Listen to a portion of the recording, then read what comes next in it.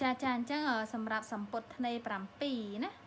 អញ្ចឹងដំបូងឡើយគឺយើងត្រូវគូមូលដ្ឋានសម្ពុតសេរីរបស់យើងណាចាអញ្ចឹងខ្ញុំកាត់មកអាហ្នឹងជាមូលដ្ឋានសម្ពុតសេរីតែម្ដងហើយខាងនេះគឺផ្ទាំងមុខចាខាងនេះគឺផ្ទាំងក្រោយណាហើយសម្រាប់ផ្ទាំងមុខករណីនេះអាផ្តិតនេះគឺជាតម្លៃនៃបើពេលយើងកណាត់គឺយើងត្រូវបត់កណាត់ទី2ណាអញ្ចឹងបញ្ជាក់បន្តិចណាសម្រាប់ផ្ទាំងក្រោយយើងអាចទុកធ្នេរូតនេះអញ្ចឹងអាចទុក2លេខក៏បាន3លេខក៏បានណាអានេះអាបន្តិតត្រង់នេះគឺធ្នេរូតណាហើយនេះអាសម្រាប់បន្តិតនេះគឺយើងយកចន្លោះផ្នែកខាងក្រោយនេះគឺយើងយកអាចយកចន្លោះពីនេះមកនេះយើងអាចយក9លេខក៏បាន10លេខក៏បានណា9 cm ក៏បាន10 cm ក៏បានទៅតាមទំហំមៀតរបស់យើងណាចាហើយសម្រាប់ផ្ទាំងខាងមុខពីនេះមកនេះគឺបើសិនជាផ្ទាំងខាងក្រោយយក9ផ្ទាំងខាងមុខយក8ធ្វើម៉េចឲ្យទូចជាងផ្ទាំងខាងក្រោយមួយលេខណាសម្រាប់ផ្ទាំងខាងមុខណាបើសិនជាផ្ទាំងខាងក្រោយយក10ផ្ទាំងខាងមុខយក9ចន្លោះពីនេះមកនេះដូចគ្នាណាចាហើយយើងស៊ីសម្រាប់ធ្នេនេះគឺយើងមើលទៅតាមសម្ពុតសេរីរបស់យើងគឺយើងយកម្ខាងមួយលេខមកចាម្ខាងមួយលេខមកពីសងខាងគឺ2លេខណាអញ្ចឹងក្រោយពេលយើងកាត់តម្រងបែបនេះបានហើយគឺយើងគូសធ្នេនេះណាពីលើមកក្រោមគឺត្រង់អញ្ចឹងមកចាពីលើមកក្រោមគឺត្រង់អញ្ចឹងមកបន្តមកទៀតគឺយើងធ្វើការជ្រៀកណាជ្រៀកវាអញ្ចឹងមកចាអូខេអញ្ចឹងធ្វើការជ្រៀកវាបែបនេះមកអាហ្នឹងយើងឧទាហរណ៍លើกระดาษរបស់យើងប៉ុន្តែលើកណាត់របស់យើងគឺដូចគ្នាដែរហើយសម្រាប់អាធ្នេម្ខាងមួយលេខនេះគឺយើងកាត់ចេញដែរណានេះអាធ្នេម្ខាងមួយលេខនេះចាគឺយើងកាត់ចេញដែរនេះធ្នេរបស់យើងនេះណាចាកាត់ចេញដែរមកហើយចាំពេលយកទៅកាត់លើកណាត់យើងចាំទុកធ្នេទុកតម្លៃដេរបស់យើងគឺមួយលេខណាចាអូខេអញ្ចឹងមុខយើងដាក់មុខមកដើម្បីយើងចំណាំណាព្រោះអីពេលកាត់លើកណាត់ពេលកាត់ដាច់គ្នាហើយយើងអត់ដឹងថាមួយណាមុខមួយណាក្រោយទេណាចឹងយើងអាចដាក់អក្សរចំណាំជាអក្សរអីមួយមកចាក្រោយណាចាហើយយើងកាត់ផ្ដាច់វាបែបនេះមក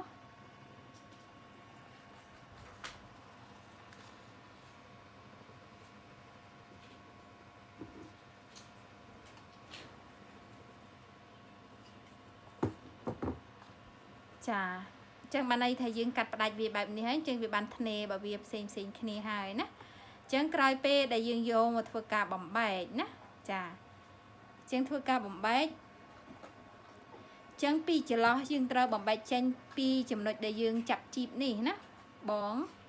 យើងអាចយកជើងក្រោមរបស់យើងអញ្ចឹងយើងអាចបងអាចឆ្លាញ់3បងចេញពីនេះមកនេះ3លេខឬចន្លោះពី2ទៅ5លេខបងអាចចេញទំហំប៉ុណ្ណាក៏បានដែរស៊ីសងទៅលើបងស្រឡាញ់ថងវាថងធំឬតូចណាហើយបងចេញពីត្រឹមនេះអាចំណុចដែលយើងចេញជីបនេះមកចា3អញ្ចឹងមកចាហើយខាងនេះគឺយើងចេញទៅតាមបើសិនជាយើងចង់បានថងធំសម្រាប់ផ្ទាំងធ្នេចំហៀងរបស់យើងនេះណាមិនថាខាងមុខឬខាងក្រោយទេធ្នេចំហៀងនេះយើងអាចចេញចន្លោះពី5ទៅដល់12លេខណាបងអាចស្រឡាញ់ទំហំមួយណាចេញទំហំមួយនោះតើបងអាចចេញអញ្ចឹងមកចានេះចេញដូចខ្ញុំប្រាប់អញ្ចឹងមកហើយសម្រាប់ផ្ទាំងនេះផងដែរប៉ុន្តែករណីបើយើងកាត់លើកណាត់យើងត្រូវព្យួរអញ្ចឹងទើបយើងកាត់បានអស់សាច់ណាសាច់របស់កណាត់របស់យើងត្រឹមត្រូវណាអញ្ចឹងឥឡូវនេះខ្ញុំព្យួរធ្វើដូចជាយើងកាត់លើកណាត់ចោះហើយសម្រាប់ផ្ទាំងនេះចំហៀអានេះយើងអាចចាអានេះប៉ុន្តែយើងផ្ទាំងតពីចំណុចនេះណាចានេះតពីចំណុចធ្នេចំហៀងរបស់យើងប៉ុន្តែដោយសារយើងក្លាប់វាចេះវាមិននៅខាងនេះណាចារួចហើយយើងដាក់អញ្ចឹងមកយើងបើសើខាងនេះចេញ3ខាងនេះចេញ3ដូចគ្នាណាហើយបងតពីចំណុចដែលយើងគូសស៊ីរៀងនេះមកចាតពីកំណុសស៊ីរៀងចេះដូចគ្នាមកហើយដូច5អញ្ចឹងបើខាងនោះចេញ3ខាងនេះ3ដូចគ្នាណាបើខាងនេះចេញ5ដូចគ្នាហើយសម្រាប់ផ្នែកខាងក្រោយនេះចាផ្នែកខាងក្រោយនេះបើសិនជាបងចង់បានគូតរៀងដូចថាគូតបើយើងរៀងស៊ីមួយចេញរៀងគូតណាអញ្ចឹងចំណុចត្រង់នេះបងអាចលួចចូលចាវាស់ពីចង្កេះរបស់យើងមក ក្រោមគូតរបស់យើងចំនួន2លេខមកឧទាហរណ៍ថាវាស់មកឃើញតម្លៃ27ចុះណាចឹងពីលើមកក្រោមនេះ27មកបងខិតទុកមួយមកឬយើងរៀងបស៊ីរៀងគូតនេះណាពេលយើងដេមកយើងអាចបស៊ីរៀងចូលអាចថាមួយលេខមកឬឲ្យចាំយើងចេញចឹងពេលតម្លៃដែលយើងចេញគឺយើងចេញត្រឹមគូតនេះទៅចាចឹងបងអាចចេញដូចថាអញ្ចឹងបងស្រឡាញ់5ចេញ5បងស្រឡាញ់3ចេញ3ឬក៏បងសម្រាប់ធ្នេចំហៀងនេះយើងអាចចេញបានធំដូចគ្នាអញ្ចឹងអាចចេញ5ក៏បាន6ក៏បាន8ក៏បាន10ក៏បានណាស៊ីសងទៅលើកណាត់របស់យើងមានប៉ុណ្ណាហើយយើងស្រឡាញ់ទំហំថងសពុតរបស់យើងប៉ុណ្ណាណាអញ្ចឹងឧទាហរណ៍ថា5ចុះចាចាហើយអានេះមកដល់ផ្ទាំងចំហៀងផ្ទាំងមុខណាចាផ្ទាំងចំហៀងផ្ទាំងមុខបើសិនជាករណីខាងនេះចេញ10លេខអញ្ចឹងខ្ញុំឧទាហរណ៍ថាខាងនេះចេញ10លេខចុះអញ្ចឹងខាងនេះគឺយើងចេញ10លេខឲ្យស្មើគ្នាដែរណាចាចេញពីចុងនេះមកគឺ10លេខហើយយើងយកចេញពីតាគៀករបស់យើងមកចាហើយ10ដូចគ្នាចាហើយដល់ពេលខាងនេះអញ្ចឹងចន្លោះដូចគ្នានឹងចំណុចមួយនេះដូចគ្នាអញ្ចឹងបងអាចចេញចន្លោះពី2ទៅដល់5ទៅលើទៅតាមថងសពុតរបស់យើងណាអញ្ចឹងថាចេញ3ចុះដើម្បីកុំឲ្យថងវាធំពេកណាចាអញ្ចឹងពេលដែលចេញគឺយើងចេញពីគំនូសដែលយើងចាប់ជីបមកគឺយើងចាប់15លេខណាអញ្ចឹងចេញពីចំណុច15លេខហ្នឹងមកចាហើយមកដល់ចុងជើងរបស់យើងសម្រងយើងប៉ុណ្ណាអញ្ចឹងយើងយកត្រឹមតែចុងជើងរបស់យើងប៉ុណ្ណឹងណាសម្រងយើងប៉ុណ្ណាយើងយកប៉ុណ្ណឹងមកស៊ីសងលើសម្រងយើងស្រឡាញ់ទេ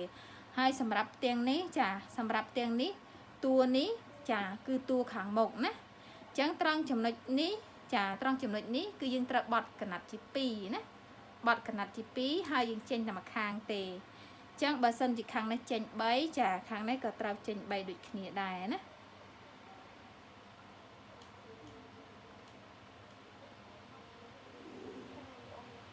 ចាអញ្ចឹងយើងចេញពីនេះមកនេះមកចាចុងជើងវាមកនេះចេញ3នេះចេញ3ដូចគ្នាដើម្បីវាសមមាត្រជុំគ្នាហើយបច្ចេកមួយទៀតណាបើសិនជាឧទាហរណ៍តបងប្អូនថាពេលកាត់លើកណាត់ទៅខាងនេះយើងចេញ3រួចហើយដល់ពេលយើងលៃកណាត់មកខាងនេះវាសល់តែ2លេខអញ្ចឹង2លេខបានអត់អញ្ចឹងវាខុសគ្នាមួយលេខណាអញ្ចឹងបានណាអត់អីទេប៉ុន្តែគ្រាន់ថាថងរបស់យើងវាអត់សូវស៊ីមេត្រីគ្នាស្អាតប៉ុន្តែបើយើងចេញស្មើគ្នាទៅគឺវាស្អាតណាអញ្ចឹងលក្ខណៈសម្ពុតយើងហៅថាធ្នេ7ណាគឺយើងកាត់បែបនេះគឺយើងបំបែកមកពីសម្ពុតសេរីរបស់យើងចាអញ្ចឹងមុននឹងយើងកាត់ទៅមុនយើងកាត់សម្ពុតធ្នេ7បានគឺយើងត្រូវគូសពុំសម្ពុតសេរីរបស់យើងហើយគ្រាន់ធ្វើការចេញជើងមកបរិជើងមកគឺជាការស្រេចណាចាបងឲ្យតបន្តិចណាអញ្ចឹងសម្រាប់ពេលដែលបងកាត់តម្រងបានបែបនេះរបស់យើងហើយចាអញ្ចឹងដំបូងបងត្រូវគូសពុំរួចហើយយើងចេញតម្រងបែបនេះហើយចាអញ្ចឹងសម្រាប់តម្លៃចង្កេះរបស់យើងនេះចាបានន័យថាវាអត់ទាន់មានធ្នេដេទេណាអញ្ចឹងបញ្ជាក់បន្តិចបងត្រូវទុកធ្នេដេចាមួយលេខមកពីលើដល់ក្រោមណាចាទុកតម្លៃធ្នេដេមួយលេខពីលើដល់ក្រោមចាខាងនេះដូចគ្នាអញ្ចឹងបងស្រឡាញ់ធ្នេចំហៀងនេះបងចង់ទុកធ្នេប៉ុណ្ណាបងចង់ទុក3លេខចាអញ្ចឹងសម្រាប់ចំហៀងណាបច្ចេកអញ្ចឹងចំហៀងយើងពាក្យច្រើនយើងអត់ទុកមួយលេខទេអញ្ចឹងយើងអាចទុកចន្លោះពី3លេខឡើងណាចា2លេខឬក៏3លេខមកស៊ីសងទៅលើយើងថាខ្លាចដូចថាខ្លាចយើងធាត់ទៅទៀតខ្លាចយើងស្គមទៅទៀតស្រួលបញ្ចេញបញ្ចូលណាសម្រាប់ធ្នេចំហៀងនេះណាអញ្ចឹងជាទូទៅយើងបញ្ចេញ3 4ណាអញ្ចឹងបើសិនជាបងទុកធ្នេចំហៀងនេះបងទុក3អញ្ចឹងយើងបងត្រូវទុក3ទាំងពីលើដល់ក្រោមនឹងណាអញ្ចឹងសម្រាប់ធ្នេដេចាហើយបើសម្រាប់ផ្ទាំងនេះចាផ្ទាំងនេះយើងទុកត្រឹមតែមួយលេខបានហើយណាសម្រាប់ផ្ទាំងនេះចាប់ផ្ទាំងក្រោយផ្ទាំងកដាលនេះណាផ្ទាំងដាក់រូបនេះអញ្ចឹងបងទុកមួយលេខមកហើយសម្រាប់ចាផ្ទាំងខាងមុខចំហៀងដែរបើសិនជាករណីខាងនេះណាបងទាំងខាងក្រោយខាងនេះចេញ4ទុក4លេខឬក៏3លេខចាទុក4លេខអញ្ចឹងខាងនេះទុក4លេខដូចគ្នាណាចាបើខាងនេះទុក4ចាខាងនេះទុក4ដូចគ្នាហើយយើងទុកពីលើដល់ក្រោមដូចគ្នាណាដល់ចុងជើងរបស់យើងចាហើយខាងនេះ ចាខាងនេះទុកតែម្លេចទេចាធ្នេដេណាបងណាបើកាលណាតែបងភ្លេចទុកធ្នេដេស្មើនឹងបងស៊ីតឡៃចកេះអញ្ចឹងវាអាចដេទៅពេលយើងដេទៅគឺវាបាត់